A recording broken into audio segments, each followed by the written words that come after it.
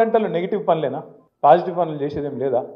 24 గంటలు ఏది గులగొట్టాలి, ఏది రద్దు చేయాలి? మనం ఇక్కడ షేర్లింగంపల్లి నియోజకవర్గంలో ఇక్కడ మైండ్ స్పేస్ అని మొత్తం ఐటీ ఏరియా అంతా ఉంటుంది. ఆన్చెల్లి సీదా శంషాబాద్ ఎయిర్పోర్ట్కు మరి ఎయిర్పోర్ట్ ఎక్స్ప్రెస్ అని పెట్టినాం.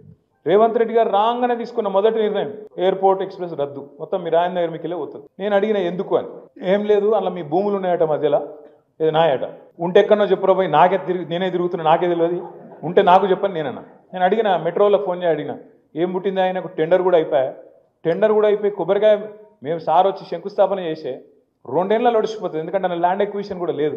సీదా మంచిగా ఆ రింగ్ రోడ్ ఎంబడే అప్పుడు రాజశేఖర రెడ్డి గారి టైంలో దానిలో కారిడార్ పెట్టిర్రు మంచిగా, అందుకే ఘాటు పెట్టినాం.